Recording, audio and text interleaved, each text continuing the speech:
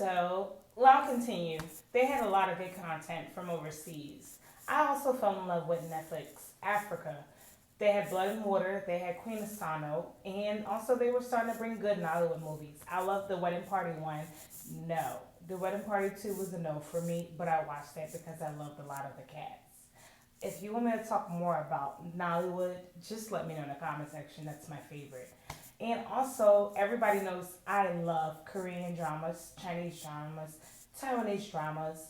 I call them Chinese drama, but it's usually different varieties. There's Mandarin, there's Taiwanese. Besides Mandarin, Taiwanese, there's also Filipino, there's Tagalog, there's Indian dramas, there's Southeast Asian dramas. There's like different type of variety of languages that they have. You can group those all into one big category, but I like to break it down because some of them put some of the Netflix shows here to shame. Now, this is why I really say they're really dropping the ball. Emily in Paris. This is my whole face. Emily in Paris basically is a mockery. I don't understand how anybody can think that just because you have good fashion senses means everything has to be your way. It revolves around you. What does that sound like? That's white privilege. Okay, we got that. We got that. Why does that have to be a running theme in every show that you get on Netflix? I don't understand it. I would never understand it. I will not understand it. And the thing that bothers me is so many people who say, excuse her acting. What acting? They keep giving shows to leads that act like themselves. I don't understand how you're acting like yourself and you're doing something different. You're not doing anything different. You're just being yourself. And there's a lot of actresses that do this for a lot of TV shows outside of Netflix, but right now I'm focusing on Netflix only. And I have nothing against Lily Collins at all. She's a gorgeous girl, but I don't want to watch a show just to have somebody be gorgeous. I want to see you make me want to envision that show. It feels like a failure of a Sex and the City to me. And you know it's renewed for a second season. For the simple fact of the matter is when you just keep watching shows on Netflix, people can get the numbers and just keep watching it. And also they make it like a hashtag battle. But also they hyped up the fashion. It was like a Gospel Girl reject.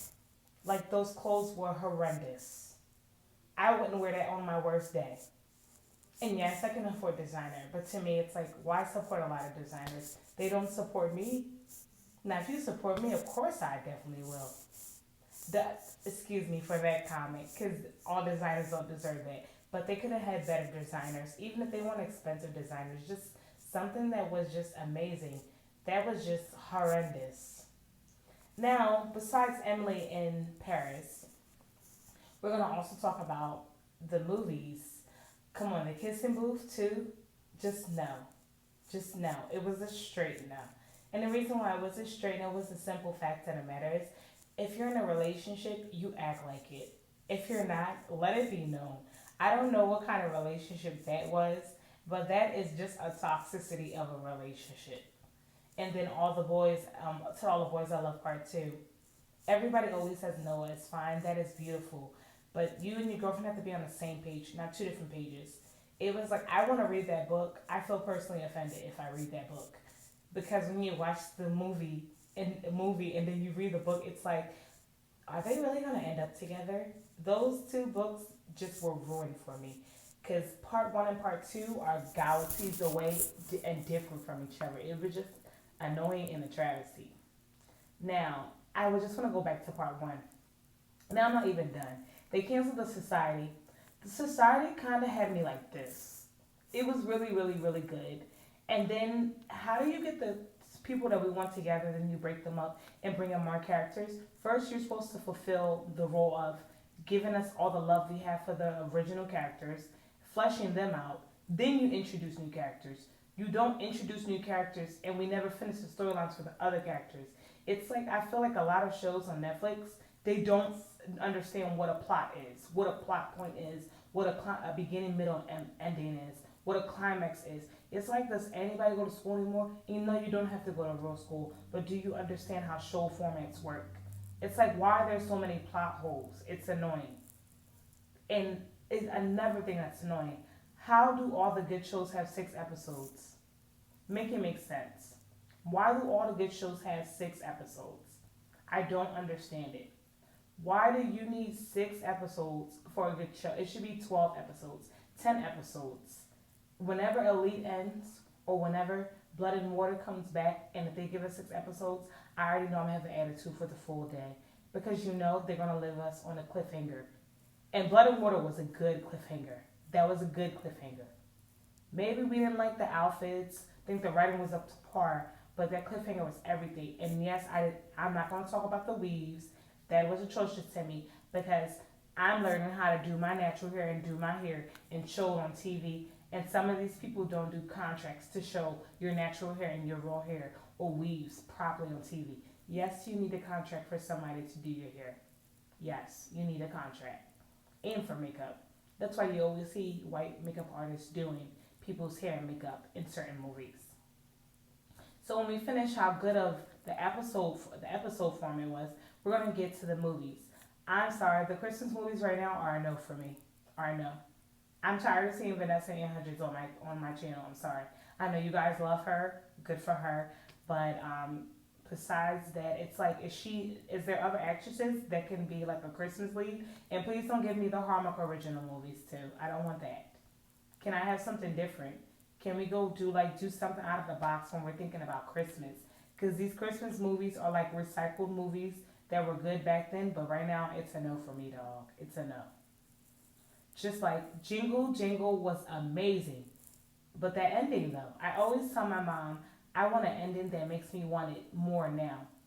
I was really personally upset the way that they ended it. We did not get to see them in the factory. We didn't get to see the girl. We didn't get to explore more. That movie should have been like 2 hours and 50 minutes or had a part one and a part two and say part two is coming soon. Because it was just like that was the ending. Like, what kind of Christmas ending is that? I need more. I want to know what the rest of what they're doing. It was just like Jingle Jangle was like here, top tier, and then it just stopped there for me because it was just like I want more. Why is this cop out of the ending? If you want a part two, or at least let us know there's going to be a part two, now we have to wait until they decide on the ratings. And I hate that they do that. That movie was like, what? That movie was just as good as the Polar Express. I know a lot of you hate that movie, but the Polar Express, child, if it wasn't for the horrible graphics, that would have been so good. But once again, that Netflix original Jingle Jangle was good. They're doing documentaries. I'm trying not to watch a lot of documentaries on Netflix because it makes me get very hostile. And I get very hostile because I don't understand why we make documentaries like this and then we don't have a solution of how to help these people or what we can do to help them more. And then like the way they throw the documentary out, they don't give you like a pre-glimpse of an episode to like tell you what they did, how things changed. What I mean by that is I really hope Netflix starts putting this parental advisory. We just would like to say that nobody was harmed in the making of this. We did not have any minors that were younger than this age in the making of this movie or this TV show, and we spoke to them or have like a little special because you already know the movie that offended me the most this year was Cuties. And a lot of people said it was because it's working. No, I was offended at the way that they exploited the young people. I don't like that. And especially when it's usually a minority lead, they exploit them the most on Netflix. And the way they handled it with the media was atrocious. And a lot of people didn't get that. And the reason why they didn't get that is because a lot of people understand what being objectified as a young woman is when you're of a certain color. They're like, but it happened on Dance Moms. No, but the thing is, they're talking about religion and they're talking about using your sexuality. They could have better interpreted it for somebody that's French. So the director faced a lot of backlash. And even if you agreed with the backlash, the fact of the matter was Netflix handled it horribly how they marketed it. Like it was atrocious. There was no need for that, and they did not do anything to help her. And once again, when I said the person that's on the social media handle is not doing a good job, they're trying to be the friend. I want you to be people's friends, but I also want you to make them want to watch it without having to come at you. Because it's like a lot of times you want to curse them out on social media handle, like that's serious. Like they use the most inappropriate graphics, the worst graphics, the one that doesn't help the movie or the show, and then it's just like, you know, I don't want to see this remake. Then did you even talk to us about the remake? It's like, I'm a corporation, I don't have to ask you. Yes, you do. Because if we did a boycott right now and cancel every Netflix account and banned it for like I think a month or two, I think Netflix will be asking us when will this stalemate stop. You get what I'm saying? It's like guys, we have power. Use your 16.99 to start making them listen to us because they're not listening. And I'm sorry, I'm feeling offended that a lot of the good shows that I'm watching overseas are not coming to Netflix, and it's in Netflix in another country, but we're not getting it in America. We're getting like movies like the Vanessa and Hudgens movie. No, I don't remember the name of that movie, guys. I don't even want to think about that movie. The other movie is like we get all these country movies. I don't mind having country movies, but like to me, I always have a problem when you have a country movie but you don't explain about the movie. Like I need you to explain about the movie for me. Like it bothers me when they don't do that. It's like it's not necessary. Like explain it to me. You're confusing me. I don't get it. What is it about? What's the beginning, middle, and end? It's always the same trope. She goes to the West. She's finding out her roots. She needs to find a loved one. She's looking for a man. Okay. Okay, we get it. You want to be like Nora Roberts, Debbie Mooncumber. We get it. But you need to give us some excitement. And I don't think a lot of times we don't care if it's a white woman, but it's just like let her be something different. If she's going to be white, let her be something besides boring. Because a lot of these movies are the same boring format. And I would appreciate if we can start getting movies with women that are black, Nigerian, anything. They're doing that for some of South African Netflix shows and movies. It's just that the scripts sometimes are, I know. No, no, no, no. You say no, no, no, no. And like, I just be looking like, no, that was a no. Now, a win they had was The Call. If you haven't watched The Call, go watch The Call. It's a remake of a Japanese movie. Park Shin-hye's in it. That was another movie that had me tight because they barely advertised it properly. It was like, Netflix, why are you dropping the ball with your Korean content? South Korea be having them on deck, and they barely advertise some of their shows. But they do sure like to put up the spoiler photos, and it's like you could just put up the retweet it, then put up the spoiler content. Because a lot of people don't like that. The show comes on at 11. I don't want to see the content at 9. No, it should have been up the day before, showing me that it's coming, and not with a current photo for that day. No, you do that on the website advertising it, and it's not at Netflix website. They have their own forms for that. Now, the next thing is the two things I am upset about for 2020 that they have ruined for me, and they have scarred me for the rest of 2021, because one is coming out in 2021. Selena. The fact that the lead singer could not sing Como la flor, tantama, dice tú. It does not take long to learn Selena's songography or discography. What offended me was the fact that this movie, they said her family was all in it. It is about Selena. Selena has tragically been taken from us. Why do we continue making movies about her life when we can be doing documentaries about her life? We could be doing how she inspired people about her life. It was number one because everybody loves representation. But the fact is, there was not a lot of representation because it was a lot of whitewashing. And everybody was going to talk about it. If you disagree with me, it's okay. You can go to my Twitter and you can debate with me all day, but I'll keep saying that. Selena was not that light, okay? And she was not that small, and she had body. Nobody appreciated the fact that they made it somebody that was a regular size. When the bustier became a trend because of Selena, she created a lot of fashion trends. And that's another thing I didn't like. How do you have so many fashion trends with somebody that looks nothing like her? It was very insulting and condescending. And then the storyline revolved around the brother and the sister and the father. And it's like you guys could have did your own special on your life. We came for Selena Quintanilla Perez. And yes, it doesn't matter if you like Chris or not. She was married to him. That is her husband. Even if he's married to somebody new now in the past, she was married to him. So for me, that is the only thing I'll say about Selena. If you get very upset, we can debate this on Twitter, but one thing I'll say is I'm a Selena fan, so I try to be as respectful as possible, but Netflix tried it. I almost came out my face when I saw that. I said in my comments what I said. Selena is looking at us from her grave and rolling over her grave because they're exploiting her memory. When, if you want to keep exploiting her memory, You can just talk about how she inspires us by having documentary specials, talking to fans who were inspired and are artists today because of her. Not just because they're Mexican, there's many other races too. It's just annoying. That to me is no. That was a no. Now, we're going to get to the Winx Club. First of all, I need whoever's in the cartoon department to just stop on Netflix. Anytime you guys have a translator, I don't know if the translator is not understanding the fans or you guys are just not paying them enough. The dubs and the subs hurt my ears. Even if the tracking isn't off, the titles are behind.